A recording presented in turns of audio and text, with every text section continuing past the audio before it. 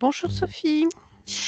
Heureuse de te retrouver après cette petite coupure estivale pour une nouvelle session d'investigation, la session numéro 53.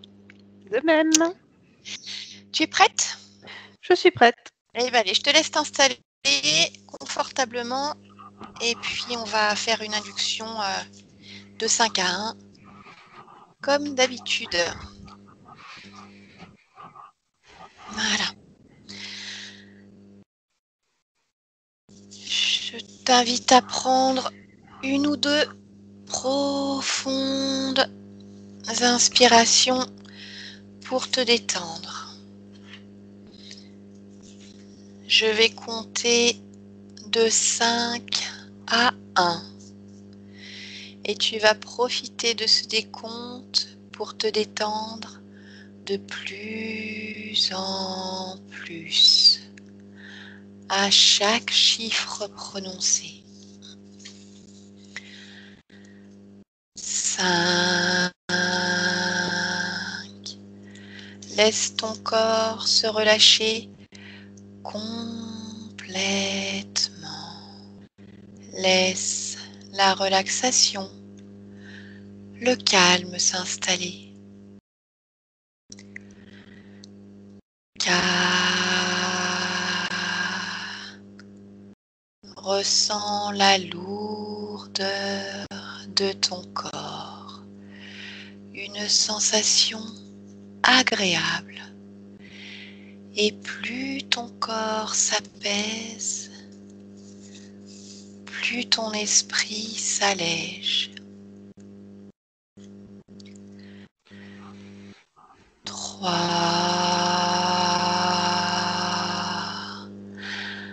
À partir de maintenant, n'importe quel bruit, n'importe quel mouvement autour de toi t'aide à t'enfoncer davantage. 2. Ressens ton corps qui devient de plus en plus calme. Ta respiration calme et tranquille. 1. Tu es maintenant dans un état hypnotique parfait pour effectuer cette session d'investigation. Et je vais maintenant compter de 1 à 3. Et quand j'aurai dit 3, tu te connecteras à Beyrouth, une ville du Liban, le 4 août 2020 vers 18h. 1, 2, 3. Nathalie, Oui, comment te sens-tu? je me sens bien Sophie. D'accord. Je vais te demander d'aller dans l'après-midi du 4 août 2020 vers 18h heure locale au Liban, à Beyrouth, dans la zone portuaire où une double explosion s'est produite.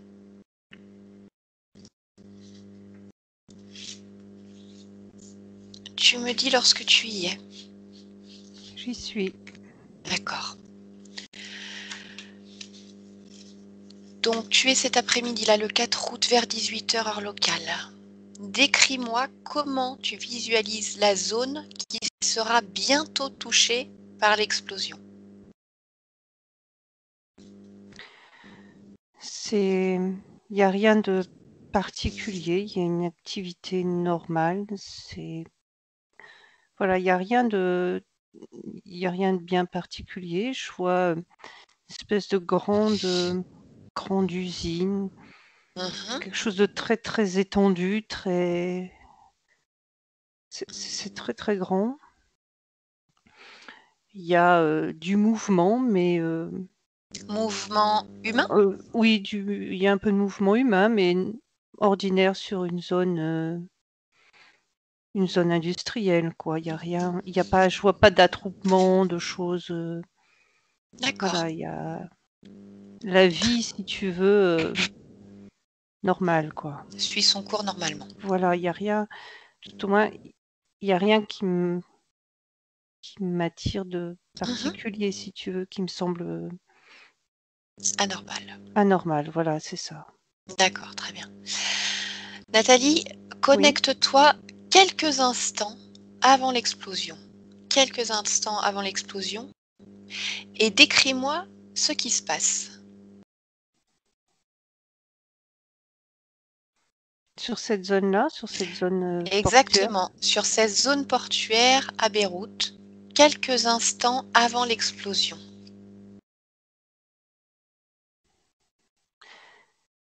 tout semble normal. Il n'y a pas de... J'entends pas, tu vois, genre des sirènes, des choses. Non, tout semble... D'accord. Tout Prends un semble petit peu vraiment... de perspective si nécessaire pour regarder au niveau de cette zone portuaire des entrepôts juste quelques instants avant l'explosion. Et dis-moi si tu perçois d'autres choses. Non, il y a des personnes qui travaillent. Je vois des personnes dans cette zone-là, mais rien de... D'accord. Donc tu Rien, vas rien de... Rien de rien de particulier, particulier. si tu veux. Non. Tu vas faire avancer le temps lentement si tu le souhaites jusqu'au moment de l'explosion. Et tu me dis qui ou quoi a causé cette explosion. C'est quelque chose qui vient de l'extérieur du bâtiment. C'est quelque chose qui est tombé sur le bâtiment. D'accord. Ce que je perçois, tu vois, c'est comme quelque chose ouais, qui vient du ciel et qui vient frapper le bâtiment. D'accord. Donc tu vois cette chose qui vient du ciel et qui frappe le bâtiment. Oui, Donc elle... ça fait une sorte de... Alors moi, ça me semble pas très très grand maintenant. Voilà, c'est une perception. Ça arrive très très vite. C'est comme un projectile, si tu veux. Oui, ça, c'est comme une. Alors, est-ce que c'est te dire, c'est vraiment comme un projectile qui vient frapper le toit du bâtiment. Je le vois D'accord. quand je vois le bâtiment dans la longueur, ça arrive un petit peu plus sur le côté, pas vraiment au centre, ça arrive sur le côté alors par le toit, mais sur le côté du bâtiment. D'accord. Regarde d'où vient ce projectile.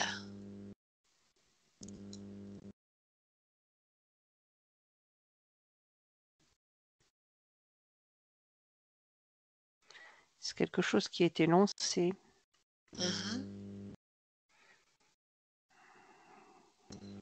La zone de lançage, C'était de lancement. quelque chose de ciblé, si tu veux. Je pense pas que ce soit, c'est pas tombé là par hasard. C'était ciblé. D'accord. Quelle est la cause de cet événement? Ben, c'est ça. C'est ce que je viens de te décrire.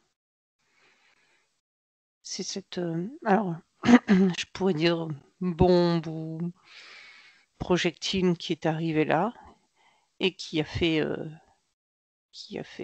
exploser, qui a mis un incendie en route et qui, après, c'est une réaction en chaîne, en fait. D'accord, décris-la moi cette réaction. Lorsque ça pénètre à l'intérieur du bâtiment, donc ça fait exploser, mais ça fait pas exploser tout le bâtiment. Ça fait ça met le feu, ça crée l'incendie dans une partie du bâtiment. Et ensuite, cet incendie, il se propage et ça fait exploser tout le reste. D'accord, donc ça veut dire que ce projectile n'est pas la cause primaire de l'explosion massive, mais va déclencher un Bah, incendie, c'est un premier incendie. qui ensuite, voilà, c'est vraiment cette idée de réaction en chaîne, c'est-à-dire que ça tombe pas en plein milieu du bâtiment pour faire une explosion gigantesque. Ça provoque un incendie, une petite explosion, et ce truc-là fait que c'est tout le reste qui explose. Mais c'est quand même à l'origine de l'explosion finale, si tu veux. Mais c'est pas ça qui d'un seul coup est tombé en plein milieu et qui a tout fait exploser d'un coup. D'accord. Je voudrais que tu me décrives les moments les plus significatifs et importants qui sont survenus pendant et après l'explosion. Donc, tu peux faire défiler cette scène pendant l'explosion et juste après l'explosion, et donne-moi les moments les plus importants. Le moment de l'impact de ce projectile, parce que c'est ça qui va être déterminant pour toute la suite. D'accord. Ensuite, il y a un temps, en fait, entre le moment où il y a cette explosion qui est liée à ce projectile et le moment où où il y a une autre explosion qui se produit. Parce que ce processus-là, si tu veux, c'est ce que je vois, ce que je perçois, c'est comme s'il y avait une forme d'énergie qui commençait à se répandre dans l'ensemble. Et en fait, dès lors que ce projectile est arrivé dans le bâtiment, il n'y avait plus moyen d'arrêter le processus. C'est-à-dire qu'il n'y avait aucune... Je vois pas de solution possible, si tu veux. C'est comme si, voilà, c'était enclenché, on peut plus l'arrêter. D'accord. Quand tu me parles de cette énergie que tu vois se diffuser, quel type d'énergie, de quel type d'énergie tu parles? Vraiment l'énergie du projectile en elle-même, en fait? Non, c'est un petit peu comme si, tu sais, quand il y a une réaction chimique ou... Enfin, moi, c'est comme ça que je le perçois, qu'il y a quelque chose qui se dégage. Ben là, ça me donne... Enfin, visuellement, c'est comme ça que je le perçois. Il y a quelque chose qui se dégage, qui se propage dans l'ensemble dans l'ensemble du bâtiment de l'usine, j'imagine. Et au bout d'un moment, quand voilà, cette énergie-là a envahi le bâtiment, c'est là où ça explose. Donc ça, par contre, c'est très très violent et c'est très brutal. D'accord. Donc Cette c'est comme s'il y énergie, avait 3 phases, tu sais, l'impact, le oui, moment où ça se déploie et le moment où ça et explose. l'explosion finale. Voilà. Cette énergie, tu peux lui donner un nom?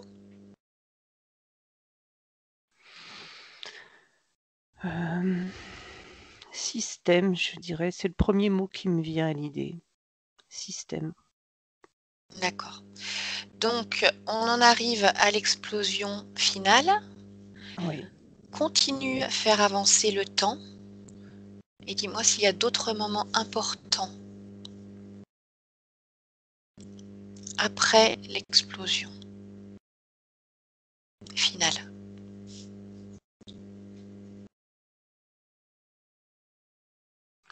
Mon esprit reste focalisé sur le lieu, ce lieu-là, si tu veux. D'accord.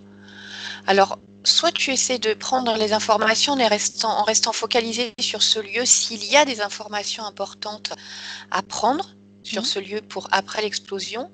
Si ce n'est pas le cas, tu te déconnectes de ce lieu, tu prends une perspective beaucoup plus large sur la ville de Beyrouth et tu regardes s'il y a des moments importants après l'explosion. D'accord.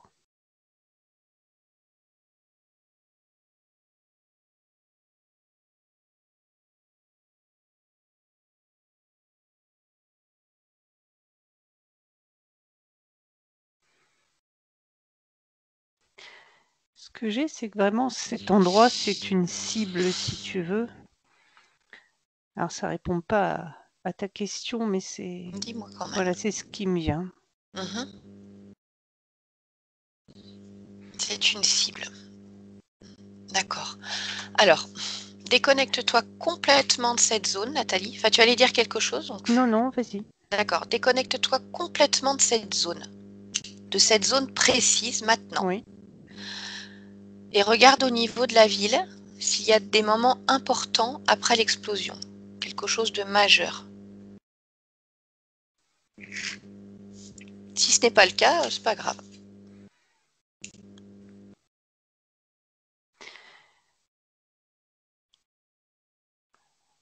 Écoute, moi, ce que je perçois, c'est énormément d'agitation dans la ville. D'incompréhension, c'est ce que je perçois surtout, c'est l'état de choc de toutes les personnes qui sont là. D'accord. Très bien. Perçois-tu des informations relatives à l'explosion, mais qui n'ont pas été rapportées par les sources officielles?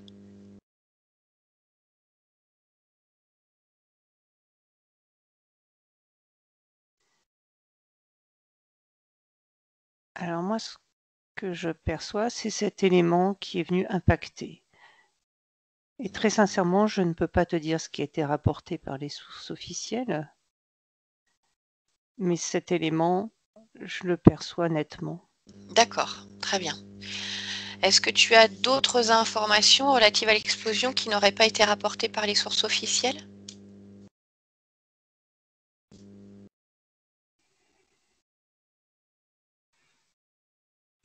Non. D'accord. Si ce n'est qu'il n'y avait pas... Enfin, je reviens là-dessus, c'est qu'il n'y avait vraiment pas moyen d'empêcher le processus. De se stopper une fois que le système était Voilà, lancé. c'est ça. D'accord. C'est pas c'est pas une incompétence, c'est pas une négligence, c'était pas possible de l'arrêter. D'accord, Nathalie.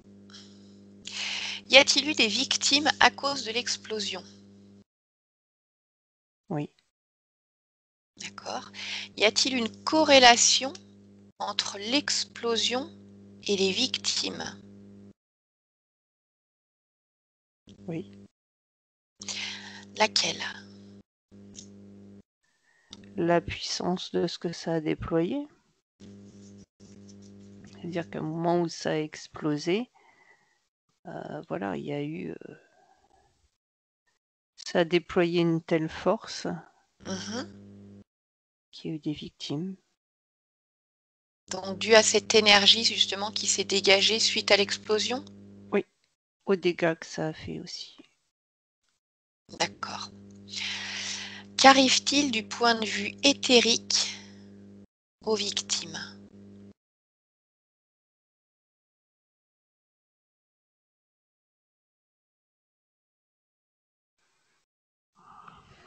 Tu peux préciser la question? Bien sûr. Je voudrais que tu regardes les victimes au point de vue éthérique et que tu regardes ce qui se passe à ce moment-là pour eux, dans l'éther.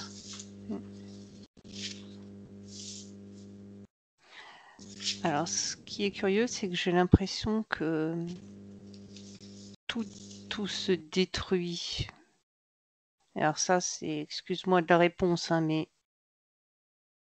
que leur corps physique est touché, mais que leur corps éthérique est touché également.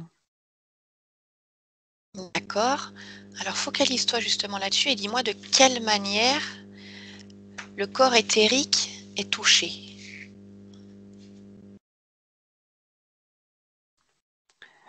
Ce que je vois, c'est que le corps éthérique reste collé sur le corps physique et que ça fait comme une sorte de... presque de destruction des deux, si tu veux. Alors ça, c'est très, très étrange. Il n'y a pas de séparation du corps physique et du corps éthérique. C'est comme s'ils venaient se coller, se fusionner. Le corps éthérique vient se fusionner avec le corps physique vraiment au moment où la puissance de l'explosion impacte le corps physique, ou ce processus s'est déjà mis en route un peu avant? Regarde le moment précisément et fais-le défiler lentement pour voir le processus qui a lieu à ce moment-là. Attends. Alors, j'ai du mal à Prends le temps de percevoir si regarder. c'est vraiment juste avant ou si c'est au moment. En tout cas, c'est très très proche. Je veux dire, je ne sais pas, c'est pas quelques minutes avant. C'est soit Oui, juste avant, soit à ce moment-là. d'accord. Donc corps physique et corps éthérique impactés et détruits au même moment. Oui, c'est ce qui. Et alors, ça me semblait, voilà, curieux, mais voilà, c'est comme si d'un coup ça venait ça ne pouvait plus se séparer, si tu veux. Et que la destruction, elle est à la fois du corps physique et du corps éthérique. D'accord. Quelles sont les conséquences de cette destruction du corps éthérique également?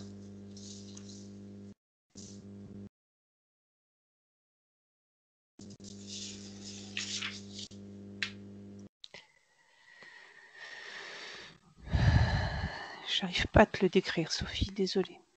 C'est-à-dire que tu as des informations, mais c'est compliqué à décrire, ou ça C'est reste flou? compliqué et ça reste confus.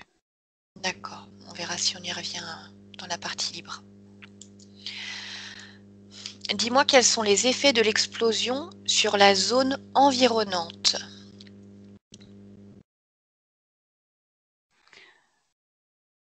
Moi, je vois un effet de souffle Mhm. qui détruit ce qui est construction, mais qui impacte aussi tout ce qui est végétal, si tu veux, végétal et animal.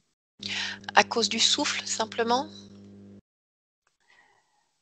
C'est ça que... Essentiellement à cause du souffle, oui, du souffle, de la chaleur, enfin voilà, des D'accord, le conséquences souffle qui de aurait la pu faire tomber, par pollution, exemple, des arbres. Alors, des prenons-les de pollutions manière aussi, si séparément. tu veux, tous ces produits qui ont été projetés dans le processus, quoi. D'accord, donc on retrouve le souffle qui détruit physiquement des choses, les pollutions dues aux produits Oui, et la chaleur oui, qui a endommagé également mais ce qu'il y avait autour. ce qu'il y avait autour. Est-ce que tu vois d'autres effets de l'explosion sur la zone environnante? Prends le temps de tout regarder, prendre la perspective si besoin.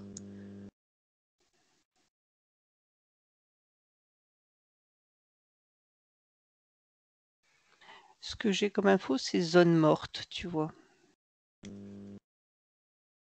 D'accord. Voilà. Et pourquoi zone morte alors que tout n'y est pas mort, justement, que ce soit les personnes ou l'environnement? Est-ce que tu as une info là-dessus? Non, c'est vraiment l'information qui m'est venue, zone morte. D'accord.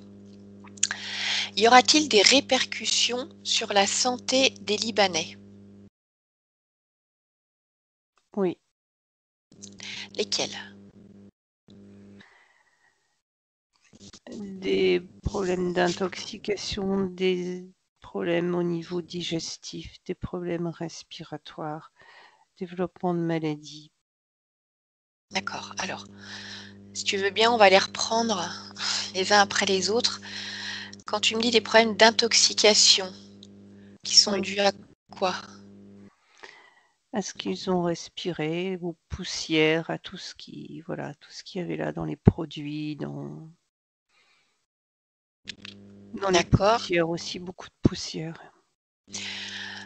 Au niveau digestif, tu me parles de problèmes digestifs. Oui. Dû à quoi également?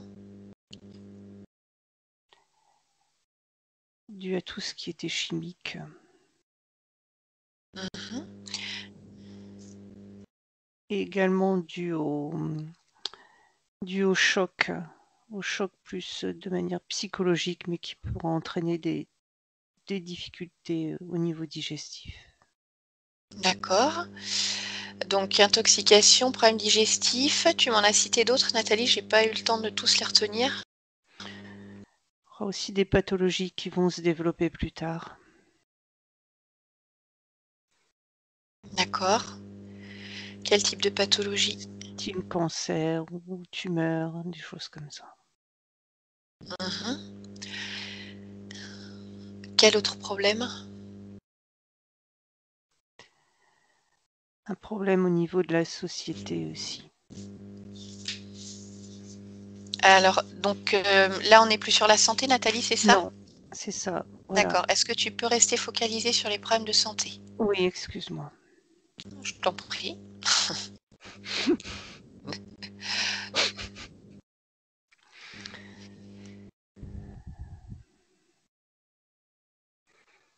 Non, et puis bien évidemment les séquelles par rapport à ce qui s'est passé aux personnes qui ont été gravement blessées.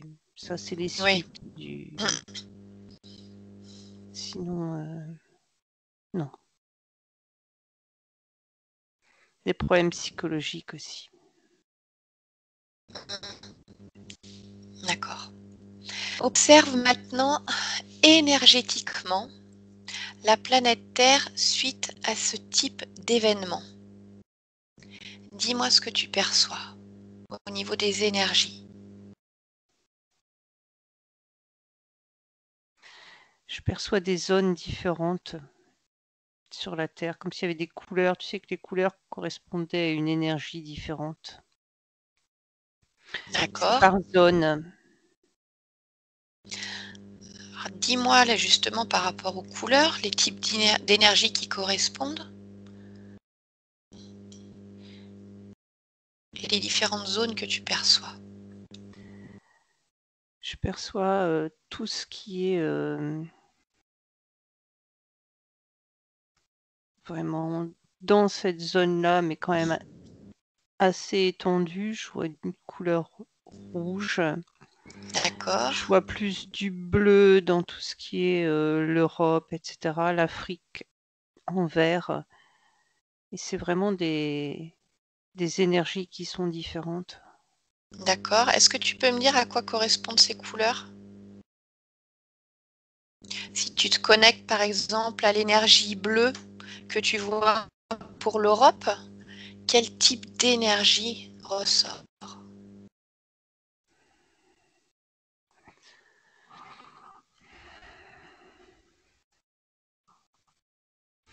Donc, tu ne rentres pas en contact direct avec ces énergies, hein, si nécessaire, Nathalie. Oui, ce qui me vient, c'est le mot image, tu vois. C'est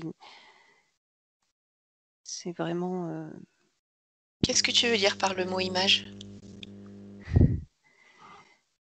l'image que cette zone-là va renvoyer par rapport à l'événement.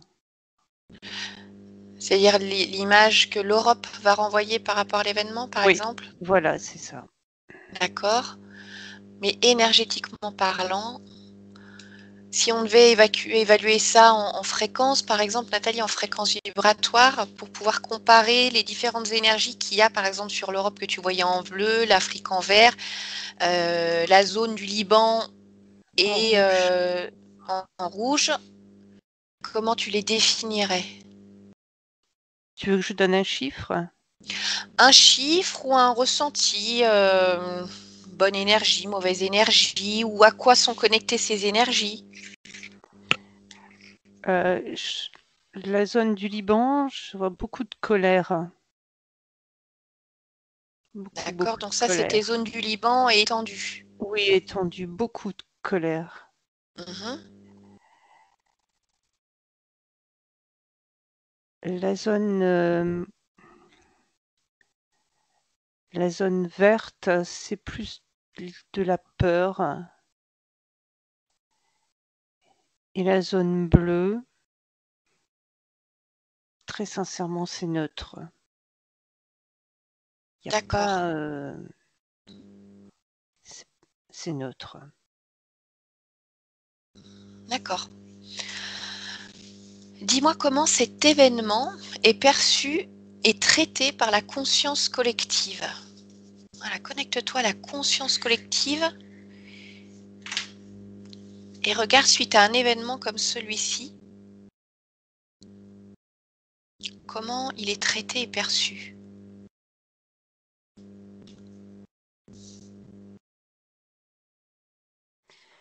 Il est perçu comme quelque chose de potentiellement possible Mhm. partout. D'accord. Et les conséquences de cette compréhension, du fait que cette possibilité, ce type de phénomène, d'événement soit possible partout? On retrouve tu vois, ce mélange d'énergie que je t'ai décrit par zone, c'est-à-dire qu'il y a Mhm. de la peur, de la colère, de la neutralité, presque pas de l'insouciance, mais bon, voilà quoi, pas non plus de la résignation, c'est pas ça. Est-ce que c'est C'est plus quelque chose qui est lié au fait qu'on ne réalise pas vraiment ou que oui, l'Europe se voilà. sent... Oui. Est-ce que l'Europe se sent plus protégée par rapport à ça ou pas forcément, mais Non, bon. pas forcément, pas forcément. Et dans la conscience collective, si tu veux, il y a tous ces éléments et c'est comme s'ils avaient été un petit peu comme ça. C'est comme ça que je les perçois dispatchés, tu vois. Et c'est un mélange de tout ça. D'accord. Alors Nathalie, la partie des questions est terminée. On va passer à la partie libre. Et justement, je voudrais rester un instant sur cette dernière question. Quand tu me dis que ces énergies ont été un peu dispatchées, est-ce que tu peux me dire justement si le mot est juste, c'est-à-dire s'il y a vraiment quelqu'un, quelque chose qui a fait en sorte que dans telle zone, on va plutôt amener tel type d'énergie ou tel type d'émotion, dans telle autre zone, des énergies différentes. Connecte-toi à ces énergies, à la source de ces énergies, à leur provenance.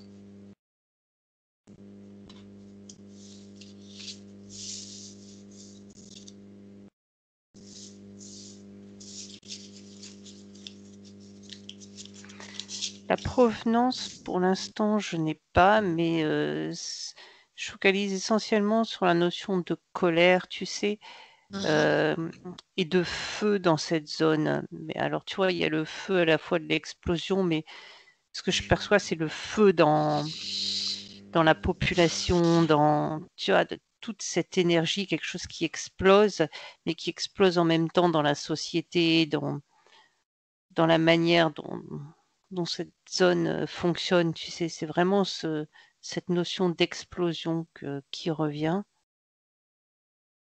D'accord. Et quelles sont les conséquences justement de cette colère importante, de ce feu intérieur ressenti par la population sur le long terme? Une déstabilisation au niveau du pays. D'accord. Il y a des choses qui vont. Moi, ce que je perçois, c'est comme une révolte, si tu veux. C'est un feu intérieur dans la population, une sorte D'accord. de révolte. Mhm. Nathalie, à qui profite cette déstabilisation? À qui ou à quoi profite cette déstabilisation?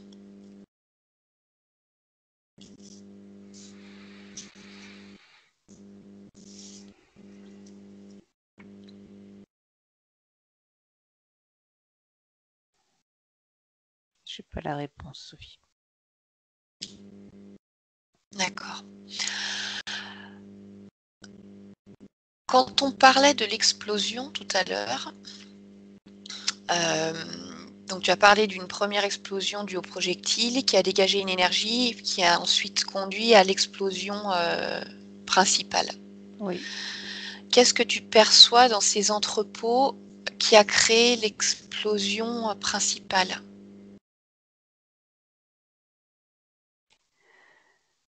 Alors, je vois c'est comme un peu des chaînes, tu sais, enfin des chaînes. Comme on voit dans certaines usines, tu vois, je vois Mhm. une espèce de chaîne comme ça. Je vois des stockages aussi, des grandes zones de stockage.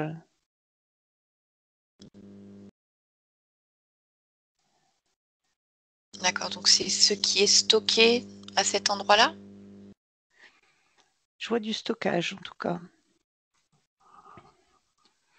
D'accord. Nathalie, selon l'information officielle, donc cet entrepôt contenait du nitrate d'ammonium qui était stocké là depuis presque 6 ou 7 ans. C'était un chargement qui avait été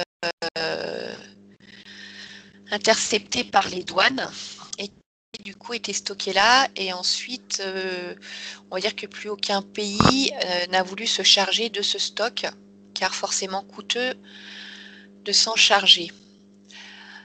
Connecte-toi justement à ce chargement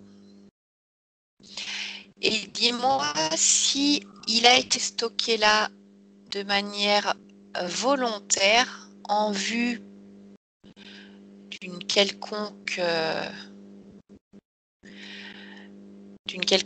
idée ou s'il n'y avait rien à voir. Oui, Oui, quoi? en vue d'une possibilité. Ou tout au moins, voilà, l'idée c'est ça pourrait servir un jour. D'accord. Et qui s'est dit justement ça pourrait servir un jour? Alors c'est pas un plan programmé à l'avance, si tu veux, c'est un petit Mhm. peu comme une opportunité, tu sais, de se dire bon, pourquoi pas, tu vois, c'est ça, dans le ça pourrait servir un jour, c'est ça, c'est bon, voilà, on le laisse là et tiens, alors c'est pas forcément quelque chose qui avait été prévu avant, Mhm, mais j'entends bien. Mais c'est vraiment une opportunité. on garde, ça peut servir. Ça pourrait servir. Voilà, D'accord. on n'y avait pas forcément pensé, mais maintenant que c'est là, alors il y a D'accord. pas, il y a pas, il y en a pas qu'une, il y en a pas qu'un qui y a pensé, hein, Alors justement, cette opportunité. dis-moi toutes les personnes que tu vois en lien avec cette opportunité, sachant que ça ne veut pas dire qu'ils sont responsables de quoi que ce soit, mais voilà. Qui ou quoi s'est dit ça pourrait servir?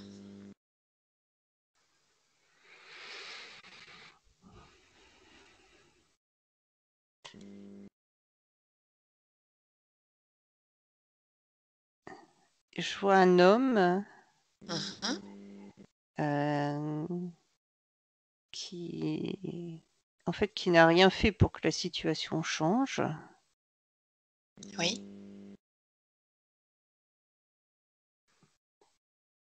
C'est un homme, voilà, qui est un homme de ce pays, si tu veux. C'est pas. D'accord. Lui avait l'information, en tout cas, que c'était là. Et que ça, voilà, que c'était bien que ça y reste, quoi. D'accord. D'autres personnes également?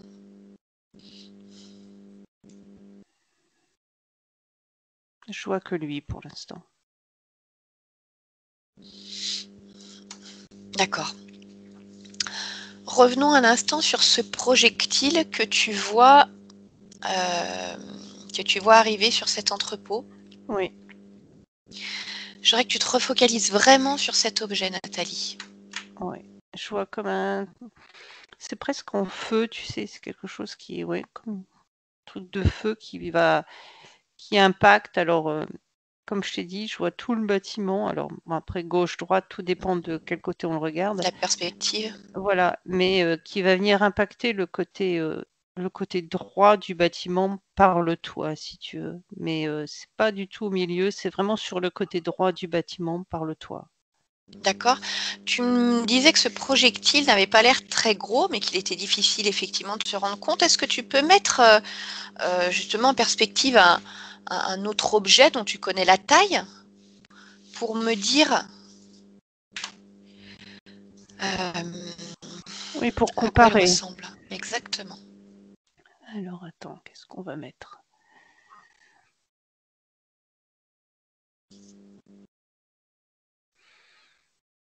Écoute, à mon avis, ça fait entre 50 centimètres et 1 mètre, tu vois. Enfin, tu me diras, c'est déjà gros, hein. Mais Oui, mais c'est pas... voilà, Non, c'est pas c'est pas très voilà, gros non plus. quelque chose oui, peut-être, ou alors 1 mètre, 1 mètre 50, tu vois, mais pas, je pense pas que ça fasse bien plus que ça. D'accord. Reste connecté aux informations justement de cet engin. Donc, et regarde progressivement. Donc, il percute l'entrepôt, entre à l'intérieur et décris-moi vraiment le processus. Parce que tu me parlais d'une énergie avec ce mot système que tu percevais. Je voudrais comprendre ce système en fait. Alors, quand ça entre dans le bâtiment, ça vient percuter ce qui est à l'intérieur.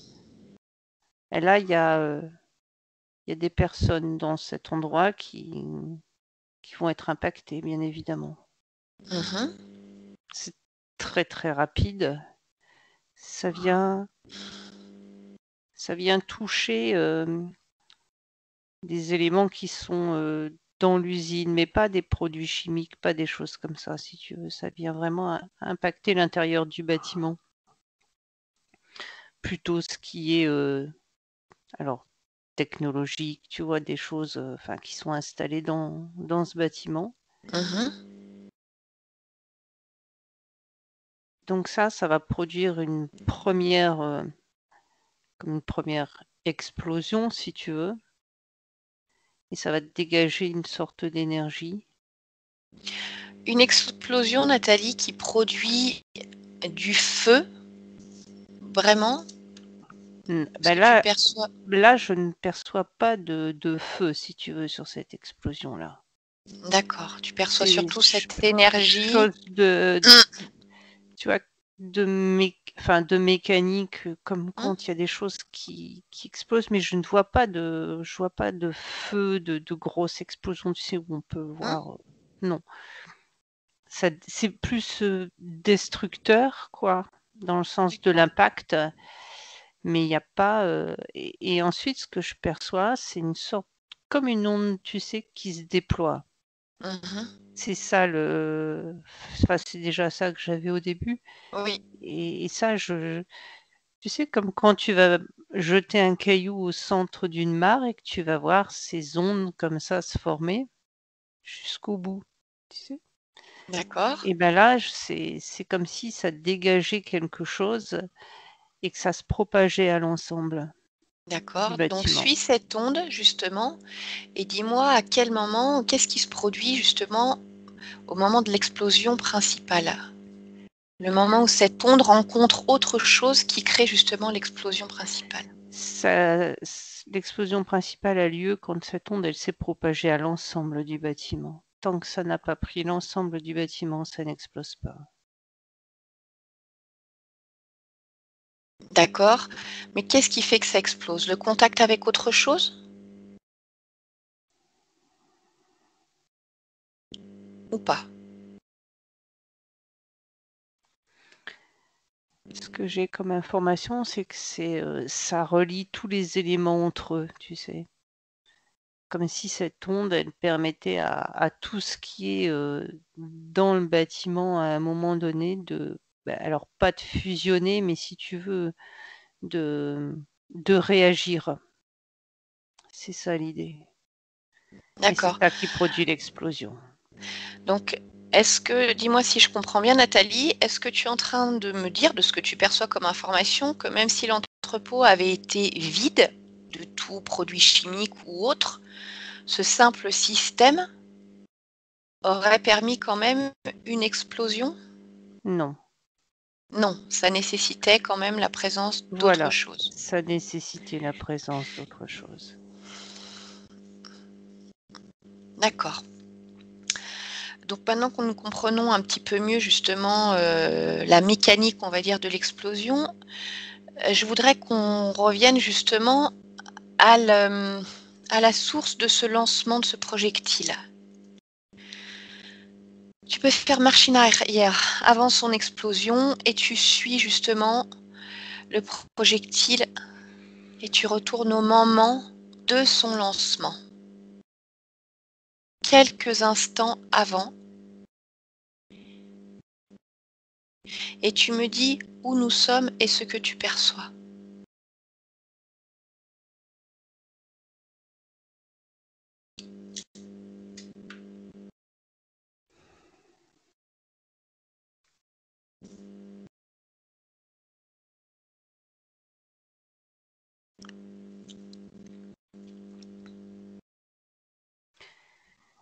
Pour l'instant, je ne le vois toujours que arriver, si tu veux.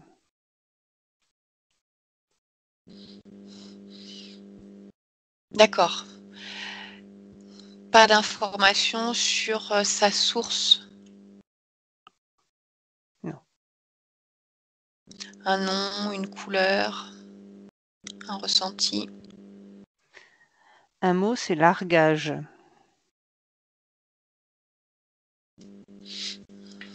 D'accord. Mais c'est tout ce que je peux te partager. Ok, très bien.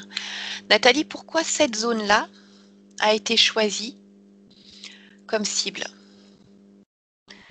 Pour les conséquences. D'accord. Conséquences que ça provoque au niveau de la population, cette montée de colère, de tension. D'accord, mais pourquoi dans ce pays? Puisque finalement, si cette bombe avait été là, enfin, cette bombe, pas une bombe, ce projectile, s'il avait été largué ailleurs, dans un autre pays, il est probable que l'on aurait retrouvé le même type d'émotion suite à cela. Donc Pas pourquoi forcément. ici? Alors justement, pourquoi ici? Qu'est-ce qui fait que cette zone, ce pays ait été choisi plutôt qu'un autre?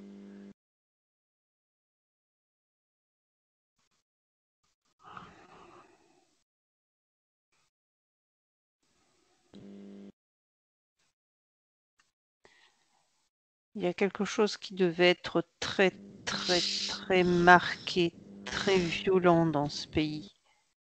Dans d'autres, c'est pas forcément le même processus. Ce pays avait besoin de quelque chose qui touche la population. D'accord, mais qui a dit que ce pays avait besoin d'autre chose qui touche la population?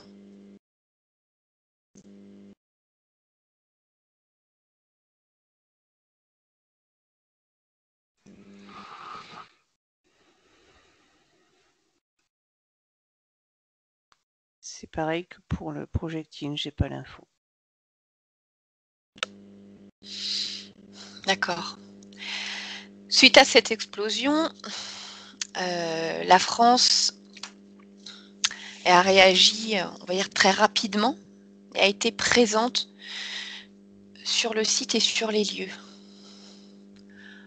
Pourquoi la France? Pour son image. Perçois-tu d'autres informations en lien en dehors de l'image de la France? Y a-t-il des intérêts économiques, politiques, peu importe? Regarde, les intérêts de la France par rapport à leur ingérence dans cette situation.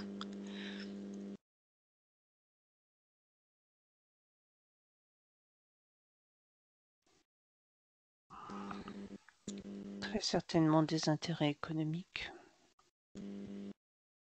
D'accord. Est-ce que tu as des informations concernant ces intérêts économiques? Se faire une place. S'installer déjà. À quel endroit? Se faire une place où?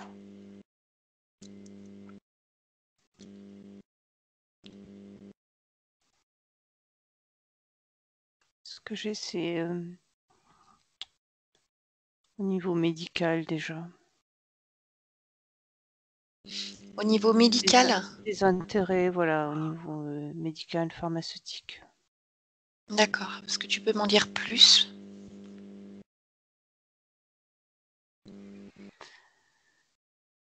Pouvoir commencer à s'installer, voilà, à apporter de l'aide, à apporter ce qu'il faut à la population pour déjà être en place par la suite. D'accord. Et dans quel but justement, comme tu me dis par la suite? Un but économique. D'accord. Nathalie, 2 dernières questions. Un des principaux silos à grains a été détruit lors de cette explosion. À cette même période, plusieurs silos à grains dans les pays adjacents ont également été détruits. Est-ce que tu vois un lien entre la destruction de ces silos à grains, que ce soit en Syrie, au Liban? Oui, c'est la zone rouge de tout à l'heure en fait. D'accord. Cette zone, tu sais, que je voyais en Mhm. couleur. Pourquoi les silos à grains?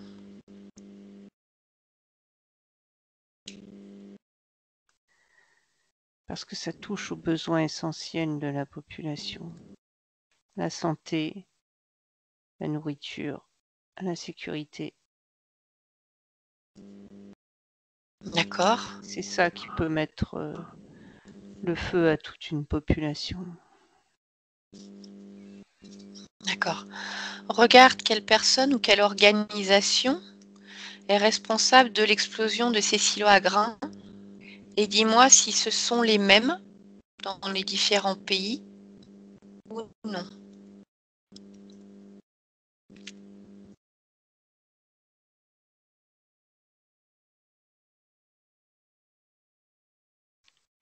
Ce que je perçois, c'est comme une forme de machination, tu sais. Mhm. Un plan, quelque chose d'organisé. Il y a ça, il y a ça, il y a ça, et boum.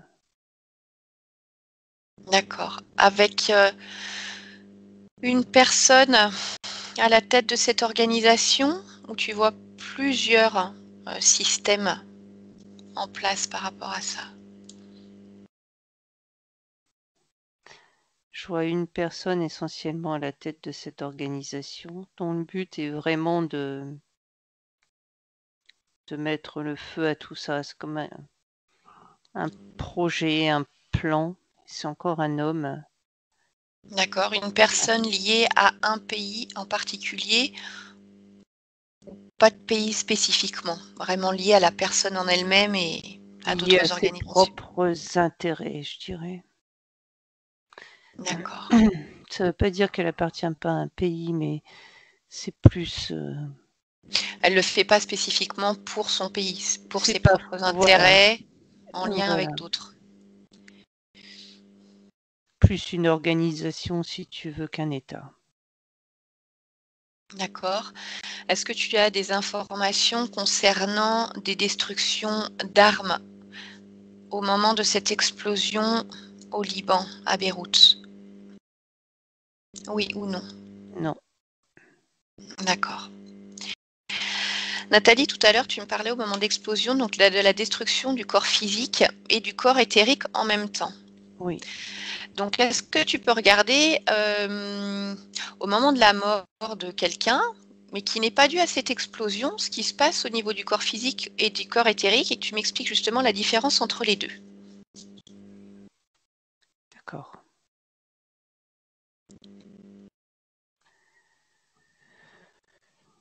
Alors, la mort de quelqu'un, il y a quand le corps physique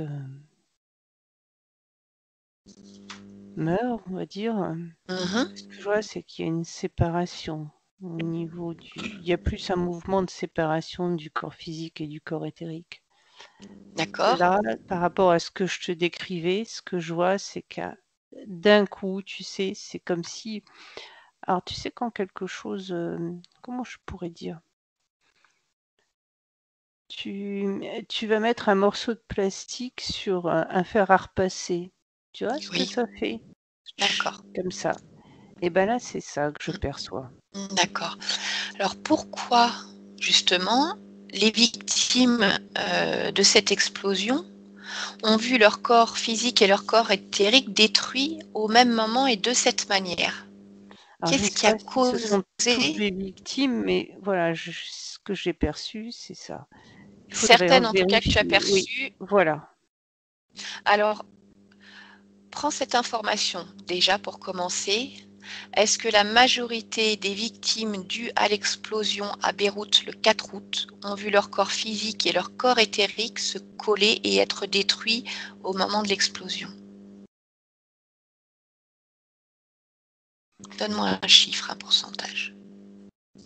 Non, c'est ce sont les victimes qui sont mortes au tout début du processus, pas les autres. Donc, quand tu me dis au début du processus, c'est-à-dire celles qui étaient sur site? Oui, mais même pas toutes en fait.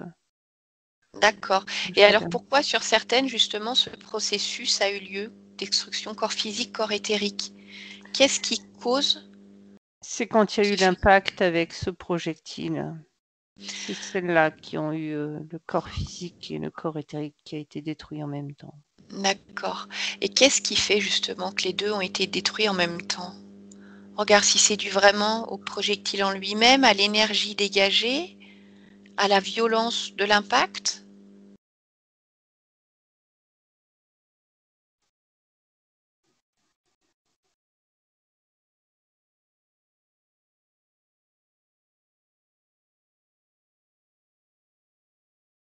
Alors je vois bien le phénomène, si tu veux, qui se produit.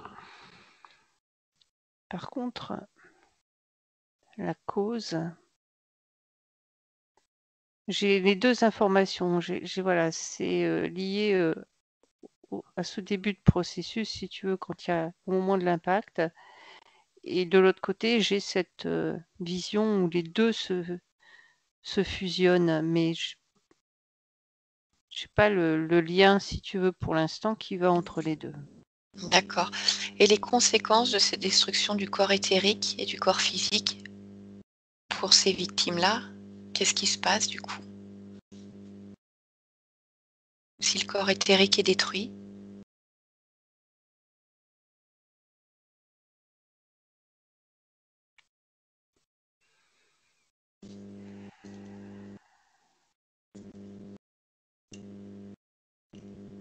C'est une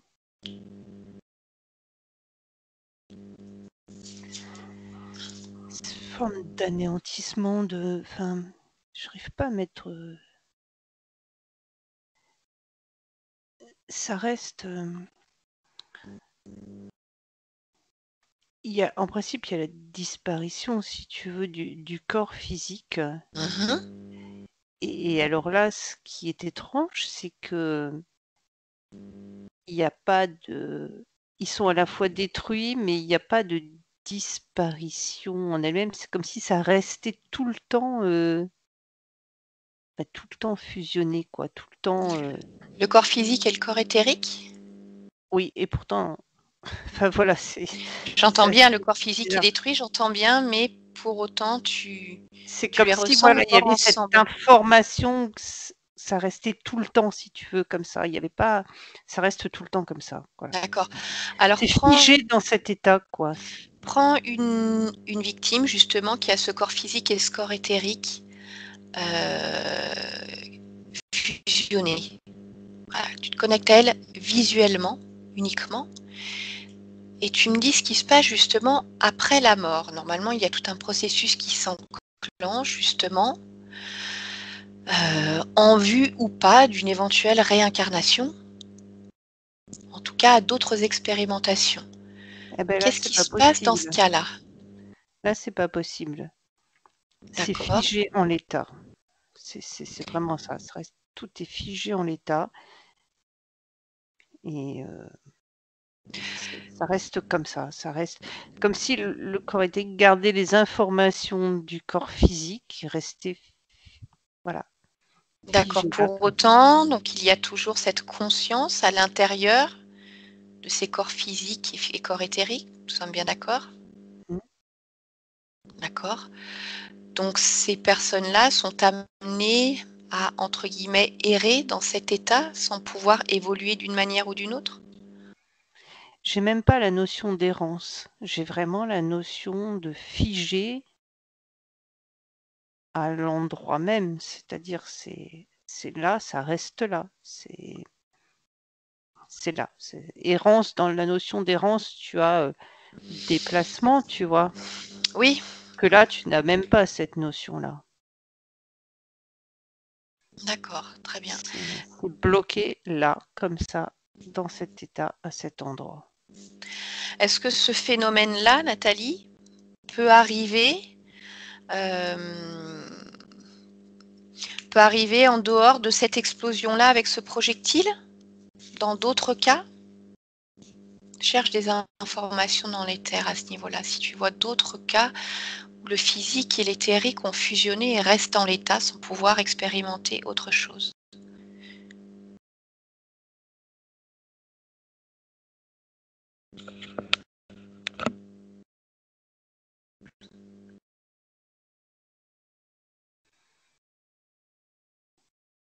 Et je ne vais pas te dire non, mais je ne trouve pas.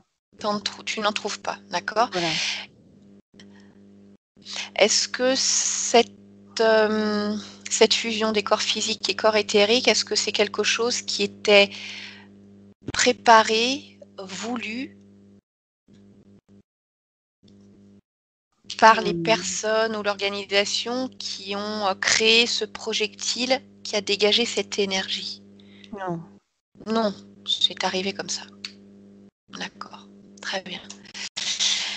Nathalie, Oui, il est temps de rentrer à la maison. Es-tu prête? je suis prête, Sophie. Donc nous rentrons en zone bleue, si je me souviens bien de la couleur de l'énergie qui plane au-dessus de l'Europe.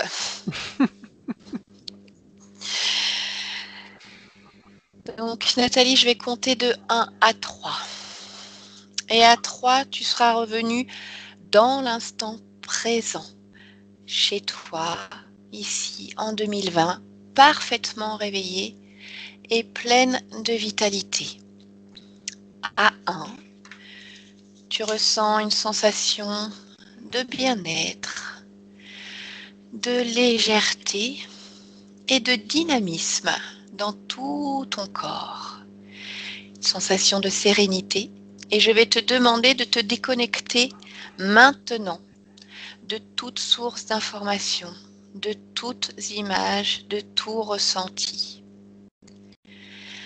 Tu peux commencer à faire remonter tes fréquences si nécessaire, des fréquences, des vibrations qui correspondent à ce que tu as envie d'expérimenter pour cette journée qui va se prolonger.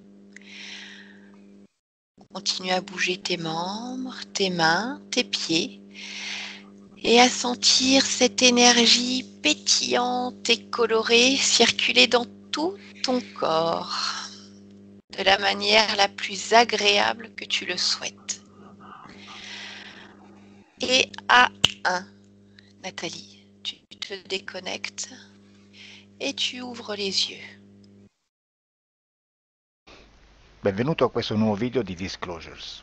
Oggi parliamo della cosiddetta sessione di ipnosi investigativa. In realtà non esiste una sessione di ipnosi investigativa. Non che non si possa fare investigazione di ipnosi, però è che non esiste una sola sessione di ipnosi per dire si è fatta investigazione, per prendere quell'informazione come buona. Perché? Sappiamo intanto che l'informazione che arriva in ipnosi è molto contaminata, la percentuale di inquinamento dell'informazione è altissima.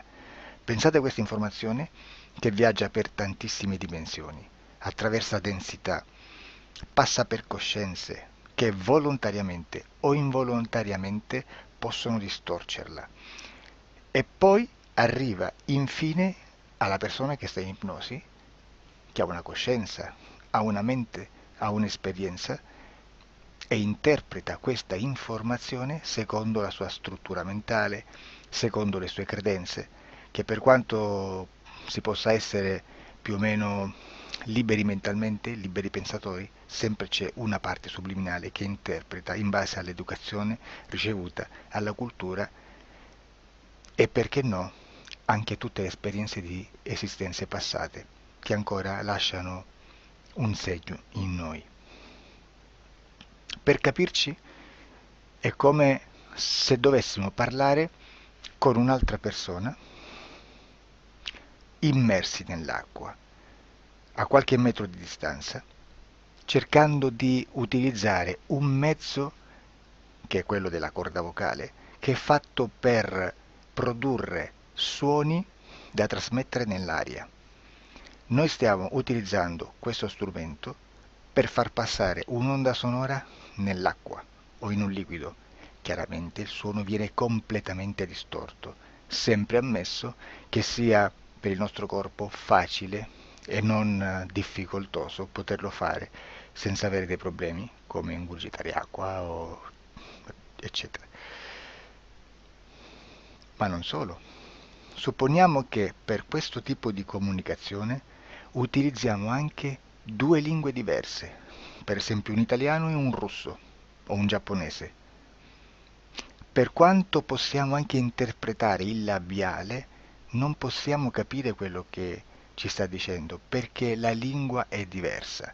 La lingua, diciamo, da dove parte l'informazione a dove arriva è completamente diversa, il codice, il linguaggio è diverso, ma possiamo anche cercare di capirci attraverso i gesti, attraverso le espressioni facciali. Per quanto sia ipoteticamente facile poterlo fare sott'acqua, però non dobbiamo dimenticare che l'acqua non è l'aria e può distorcere l'immagine, ma non solo. Dobbiamo anche pensare che l'altra persona, che parla un'altra lingua, che viene da un'altra cultura, potrebbe interpretare i segnali che noi interpretiamo come X in Y. Per noi un sì è abbassare la testa dall'alto verso il basso, per esempio, sì, e il no da sinistra verso destra, no. In alcuni paesi orientali, come le Filippine credo o qualcun altro, utilizzano esattamente gli stessi segni, ma al contrario. No, sì. Immaginate due persone di queste due culture che stanno cercando di comunicare in maniera così difficoltosa e alla fine non gli rimane altro che interpretare il linguaggio corporale. Sì, che per l'altro invece no. Cosa voglio dire con questo esempio estremo? Che l'informazione da dove parte a dove arriva viene completamente deformata. Non sappiamo esattamente quale percentuale perché ogni situazione è a sé stante, però la percentuale di inquinamento, di distorsione, di contaminazione di questa informazione è assolutamente alto. Quindi fare una sessione investigativa, mettere una persona in ipnosi e chiedere di Tizio Caio Sempronio di una situazione o chiedere certi dati è assolutamente controproducente, è assolutamente inutile. Quindi vi chiederete cosa fate allora voi quando fate ipnosi, quando fate delle domande, quando cercate delle risposte e con queste informazioni che vi arrivano lavorate sulla situazione esoterica del cliente. Beh, non facciamo altro che recuperare questa informazione solamente per arrivare al problema del cliente e poi lavorarci. Quindi il valore dell'informazione non è quello di un'istruzione, quello di memorizzare dei dati e di prenderli per buoni, ma è un veicolo di movimento, di trasporto verso la causa del problema per poi lavorarci. Quindi lo scopo di questo tipo di informazione che si prende dalla singola sessione è completamente un altro. Come si fa quindi? Investigazione in ipnosi. Il lavoro non è semplice, il lavoro è lungo, difficoltoso, stancante. È necessario farlo anche in squadra perché bisogna moltiplicare il numero di sessioni da fare e una sola persona potrebbe farlo soltanto in un tempo estremamente largo. Noi abbiamo delle informazioni che prendiamo ormai per buone, ci lavoriamo, danno dei risultati e quindi per noi sono buone. E come abbiamo fatto ad avere queste informazioni? Per esempio, come facciamo a sapere che un extraterrestre chiamato il cosiddetto grigio è più o meno alto X, poi ci sono magari quelli anche un po' più alti, ma hanno un corpo strano, hanno una pelle grigio-verde, hanno degli occhi grandi, a mandorla, neri, senza una pupilla visibile, non hanno quasi bocca, né naso, né orecchie, hanno soltanto delle fessure, non hanno organi genitali, hanno degli arti molto più lunghi rispetto alla proporzione che potrebbe avere il corpo umano, e di solito hanno meno dita delle 5 del corpo umano, eccetera, eccetera, eccetera. O se no prendiamo un altro tipo di essere che possiamo incontrare in ipnosi, come facciamo a dire che hanno delle somiglianze con i rettili, gli animali rettili terrestri, o gli invertebrati, gli insetti terrestri? Perché? Perché siamo sicuri di questa informazione e ci lavoriamo, e quando ci arriva la prendiamo già per buona, nonostante sia anch'essa contaminata. Perché queste informazioni sono arrivate da tantissime sessioni, fatte da tantissime persone, con tantissime altre persone sotto ipnosi, e che nel contesto di tutto il lavoro gli uni non sapevano degli altri. Questo dato può essere più o meno rilevante, sempre c'è contaminazione, e quindi possiamo prendere per buono anche un gruppo di lavoro dove l'uno possa sapere dell'altro. Ci potrebbe essere una contaminazione del contesto di quel gruppo di lavoro, ma si aggiunge semplicemente una piccola percentuale di questa contaminazione a già la grande che esiste. Non è così impossibile lavorarci. Da tutte queste sessioni, da questo grande numero di sessioni, migliaia, diciamo migliaia, noi prendiamo solamente quell'informazione che è uguale a tutte, che è in comune a tutte, o a quasi, perché magari qualcuna ci potrebbe essere niente in comune per una fortissima contaminazione, perché no? Ma dobbiamo prendere una stragrande maggioranza, proporzionalmente abnorme rispetto a quello che potrebbe essere un minimo di scartabile,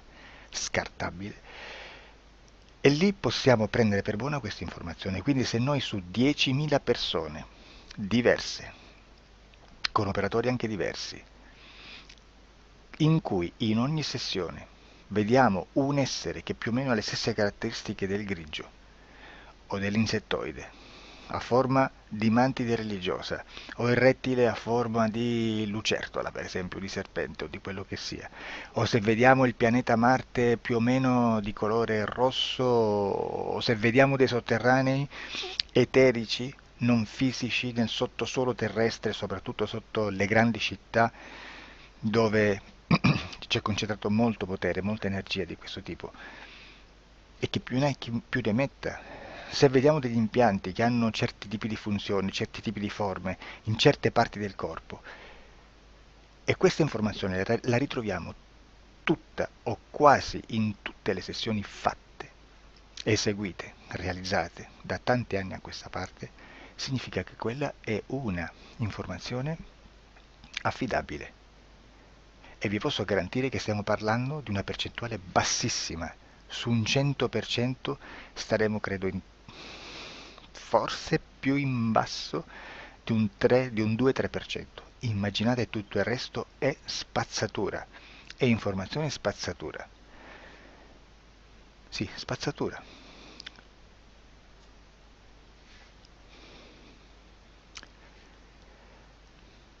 C'è anche un'altra cosa da dire. Supponiamo che un operatore faccia un'ipnosi e voglia andare a vedere cosa fa Tizio, cosa fa Caio, cosa fa Sempronio. Arrivano delle informazioni e si dice che Tizio è biondo, Caio è zoppo e Sempronio è uno sportivo. Intanto già abbiamo detto che una sessione soltanto non serve, d'accordo? Ma poi c'è da dire che una coscienza, un essere, in ambiente subliminale, la sua parte subliminale potrebbe non dare autorizzazione a questa fuoriuscita di informazioni. Mi potreste dire, e allora tu quando chiedi agli esseri cosa fanno, cosa non fanno, Beh, intanto la prendo sempre con le pinze perché abbiamo sempre detto che tutto è molto contaminato e mi serve solo per dirigermi da una parte.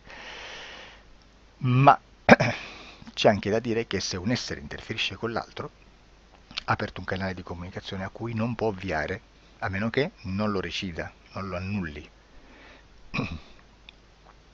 Quindi quando io faccio la domanda a un essere, se lo faccio attraverso l'interferito, mi arriva l'informazione per un canale aperto che sottostà alla volontà dell'interferito.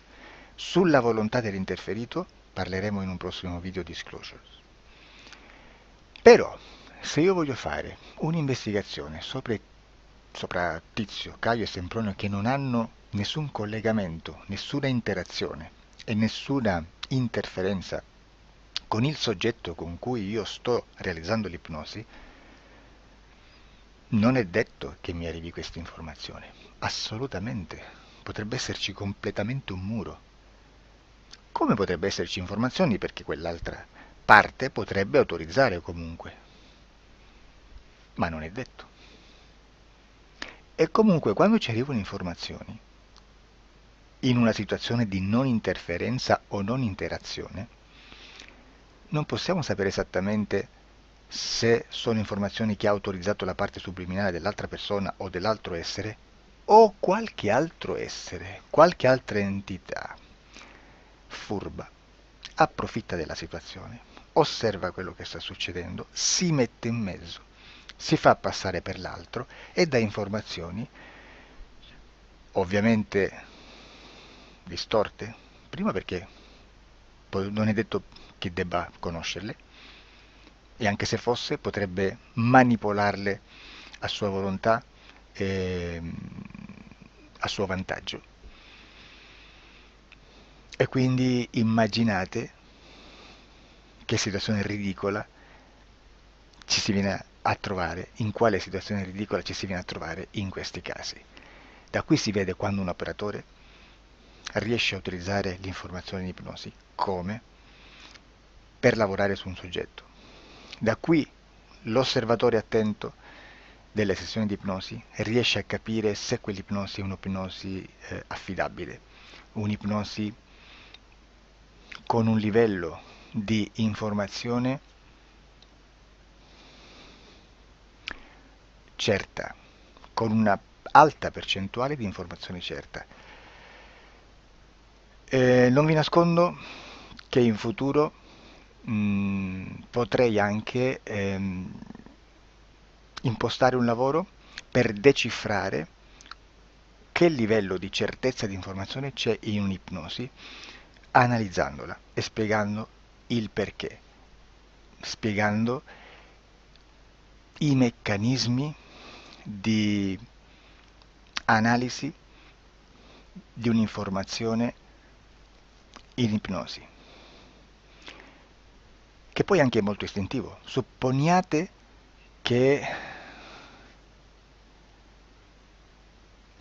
Supponiamo che dobbiamo cercare un'informazione su internet, per esempio un fatto di cronaca. Voi preferite mettervi su un sito ufficiale? A caso. L'ANSA in Italia, ADN Kronos, qualche telegiornale che per quanto possano manipolare l'informazione ad alti livelli, comunque possiamo dare affidabile la fonte dell'informazione che viene trasmessa. Non possono trasmettere una bufala sicuramente. Verrà sicuramente manipolata ad altri livelli. Ne parleremo in altri video, ma a livello base la fonte è certa. Sicuramente non andrete a cercare questa informazione sul primo sito, il primo blog che vi passa davanti e magari ha 4 followers. Perché? Perché non vi dà nessuna garanzia della certezza della fonte. Non c'è un controllo né nella struttura interna di questa agenzia di informazione e né dal grande pubblico che per la quantità di persone che attingono quell'informazione si può dedurre se l'informazione è certa o meno, perché è un'informazione che passa in un pubblico così vasto che se ci dovesse essere una distorsione con la realtà è molto probabile che venga fuori. Credo che abbia detto quasi tutto sulle sessioni investigative. Prima di chiudere aggiungo che proprio per questo stiamo conducendo dei cicli di investigazione in ipnosi regressiva che comprendono tante sessioni con persone diverse, con una buona o eccellente suscettibilità ipnotica sicuramente, per poter indagare su spazi ristretti su alcuni temi. Perché dico spazi ristretti? Perché se andiamo a prendere eventi grandi nel tempo, nello spazio, storici, parlare di qualcosa di molto generico implica una quantità di sessioni abnorme. Immaginate se dovessimo fare una sessione investigativa sui buchi neri, quanta informazione ci sarebbe e quante informazioni da filtrare. Sarebbe quasi impossibile farlo in questa maniera. Ma se noi riduciamo lo spazio di investigazione, se noi prendiamo per esempio, investighiamo sulla pedofilia nella Chiesa Cattolica, ecco, se già restringiamo il campo d'azione, è molto più facile che possiamo attingere informazioni affidabili, presuntamente affidabili, con un numero di sessioni sicuramente alte, ma ridotte rispetto ad altri tipi di sessioni molto più generiche, su temi molto più generici. Quindi per fare anche delle investigazioni su temi molto generici bisogna suddividerli in temi, in dettagli, per poi alla fine, quando tutta l'informazione è stata filtrata ed è stata dedotta l'informazione comune, si possono mettere insieme per cominciare a costruire il quadro, mettere insieme tutti i puzzles. Questo è il vero senso dell'informazione in ipnosi, quando si fa ipnosi investigativa. La sessione per risolvere una problematica, un problema, con una presunta origine esoterica di un cliente, di una persona, è un'altra cosa, sono altri metodi, altre tecniche e l'informazione si usa in un'altra maniera, ha un altro scopo. Grazie, ci vediamo al prossimo video. Disclosure. Ciao.